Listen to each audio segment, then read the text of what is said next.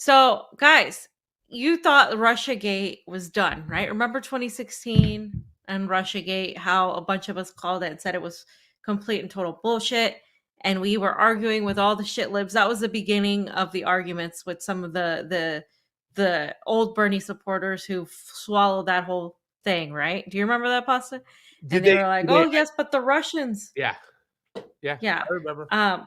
Hey, can I So say okay. something? That was right in the midst of them getting an election stolen from them. Yeah. Just to say Yeah. that. Yeah, that just shows you how much of a moron you have to be. But okay, so liberal media, right, in 2016's claimed that the Russians rigged the election in favor of Trump against Hillary, right? Mm-hmm. Liberal media in 2020 claimed that Biden beat Trump fair and square, that the election was the most democratic, best election ever, and that everybody was a right winger, that you needed to stop with the right wing conspiracy theories, that we have rigged elections. Our elections are fair. They're amazing. Let's just forget about 2016, about the Russians and all that stuff, Yeah. right? Just because the guy Trump won.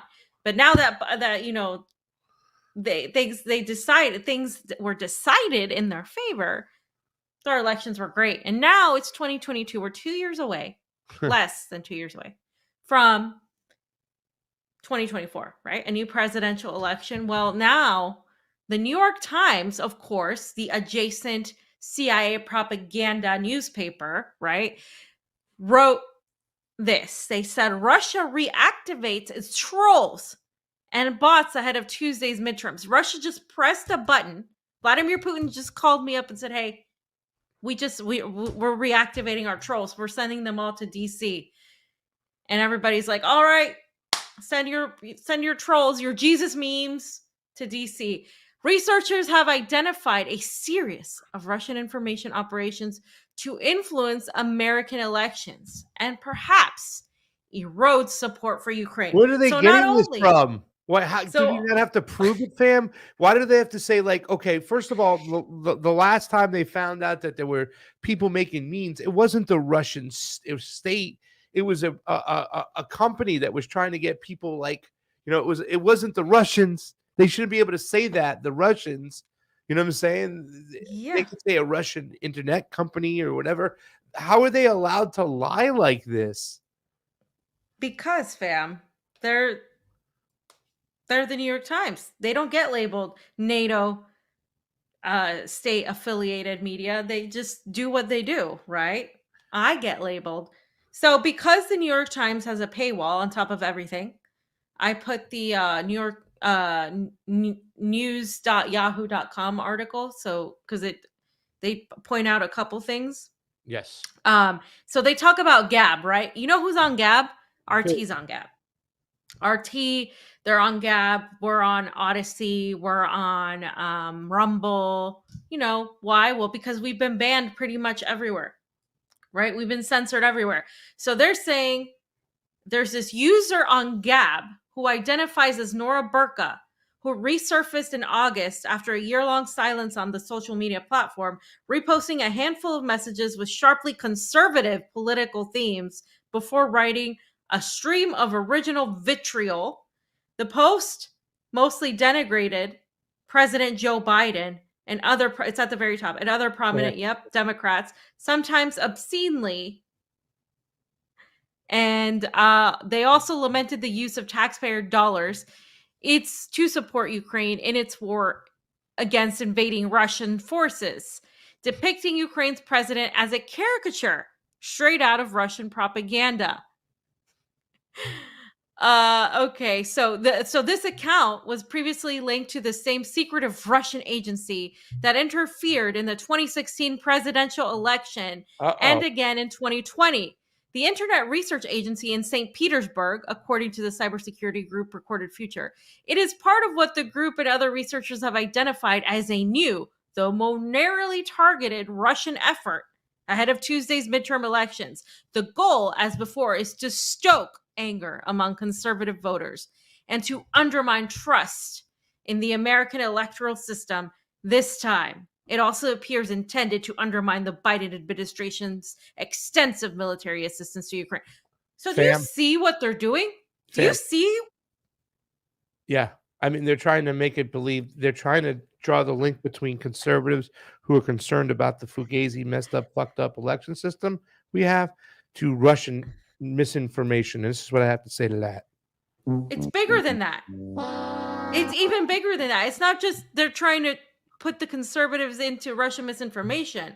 They're trying to weaponize the anti-war movement. The little bits of people that are anti-war, some on the left, some on the independent, libertarian, and some on the right, that are saying we shouldn't be supplying weapons to Ukraine because why are we doing that? These are paramilitary Nazis.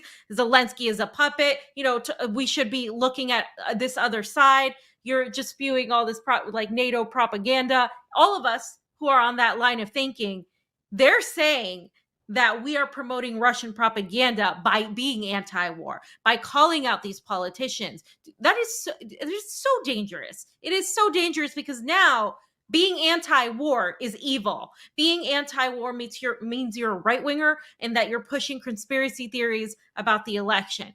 That is extremely disgusting and dangerous. Before, when it was Russiagate in 2016, they were calling us Russian bots. They were saying we just wanted to undermine the elections. Now they're not only saying we're trying to undermine the election, they're saying you're trying to undermine the election, and you saying that you're against Ukraine is wrong. And the next step is going to be, oh, you can be criminalized for that. We're already censored. I'm already labeled Russian propagandist, Russia state media, whatever, for being anti-NATO. So that to me is the most telling part of everything, that they're putting, and this isn't an attack on the right. This is, again, it's not only on the right. The right is always going to be the go-to bait for liberals to go to, so for all these idiots to go and attack the right. But who is this affecting really? It's affecting people who are anti-establishment in general, no matter where they fall on the left or the right. It's affecting anybody that is anti-war. And our anti-war message is basically being tied to any sort of questioning of the election, any sort of questioning of the official NATO narrative on Russia, all of that stuff.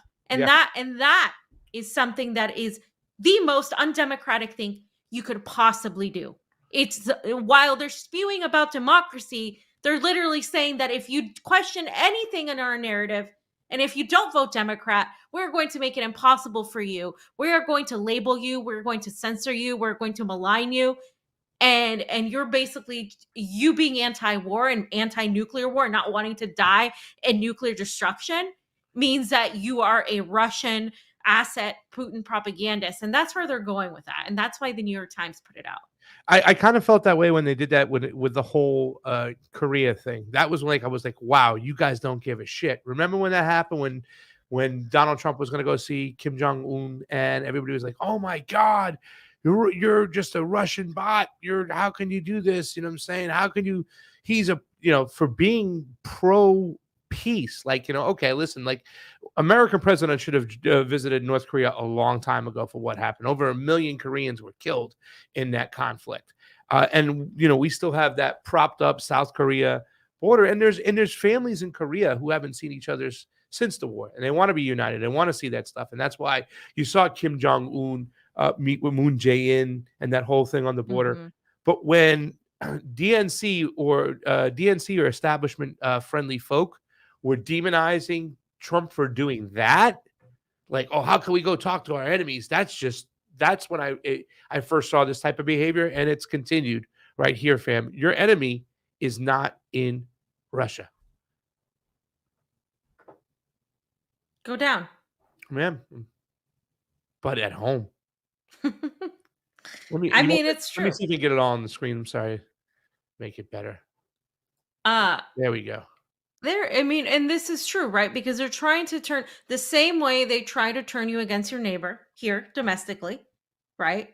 It's the same strategy they use to turn you against Russians. Dan told you the other day, I'm telling you, Russians love Americans. They hear us talk and they're like, excuse me, where are you from? And we're like, oh, we're from the United States. And they're like, oh, I always wanted to visit America. Even now, it's heartbreaking to see the way people talk about Russians. When Russians are like, oh, we love America, we want to go visit. Oh, but we can't because blah, blah, blah, blah, blah. Like, Russians can't go. I could go through Finland. I could go back into Europe through Finland. I take a bus and then I get on a ferry and all that. But if you're a Russian, you're not allowed to do that. You're not allowed to go through Finland. Yeah, because you're persona non grata, literally. Yeah. Right now switch Russian for Jewish, and see how people react. Yeah. Right. But because it's Russians, it's okay. It's okay to do it to the Russians. Right. Russians aren't stopping people from coming here. By the way, Putin is facilitating visas for people to come here, regardless of anything. That's what's happening. People don't know these things. Like you are so far removed from everything that's happening east of Ukraine, literally. And one more thing I want to mention, fam, before you do the super raise real quick, is that last month the FBI and the Cybersecurity Infrastructure Security Agency issued an alert warning of a threat of disinformation spread by dark web media channels, online journals, messaging applications, spoofed websites, emails, text messages, and fake online persona. The disinformation could include claims that voting data or results had been hacked or compromised. Yeah. So they're not only doing this via an article, they're doing this via the FBI. Guys, this is this has been happening, but this is like, they're going to go with this. This is not the last time you're going to hear about the Russians coming into our elections again. It's just not.